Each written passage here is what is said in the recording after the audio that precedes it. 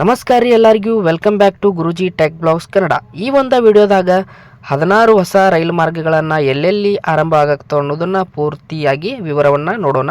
So ಬನ್ನಿ, ಹಾಗಂದ್ರೆ ತುಮಕೂರು, ಚಿತ್ರದುರ್ಗ, ದಾವಣಗೆರೆಯ ನೇರ ರೈಲು 2028 ಫೆಬ್ರವರಿಗೆ ಆರಂಭ ಆಗ್ತಿದ್ದು ಪಿ ಸೋಮಣ್ಣ ಅವರು ಹೇಳಿರ್ತಾರೆ ನೋಡ್ರಿ. ಹೊಸ 16 ರೈಲು ನಿಲ್ದಾಣಗಳು ಎಲ್ಲೆಲ್ಲಿ ಅನ್ನೋದ್ರ ಇಲ್ಲಿ ಒಂದು ಸಂಕ್ಷಿಪ್ತ ಮಾಹಿತಿ ಐತೆ ನೋಡ್ರಿ. ಕರ್ನಾಟಕ ಬಹುನಿರೀಕ್ಷಿತ ಹೊಸ ರೈಲು ಯೋಜನೆಯಾದ ತುಮಕೂರು, ಚಿತ್ರದುರ್ಗ, ದಾವಣಗೆರೆ ನೇರ ರೈಲು ಮಾರ್ಗವು ಮುಂದಿನ 3 ವರ್ಷಗಳಲ್ಲಿ ಪೂರ್ಣಗೊಳ್ಳಲಿದೆ ಅಂತೇಳಿ ಯಾರು ಹೇಳಿದ್ದಾರೆ ಅಂದ್ರೆ ಸೋಮಣ್ಣ ಅವರು ತಿಳಿಸಿದ್ದಾರೆ ನೋಡ್ರಿ.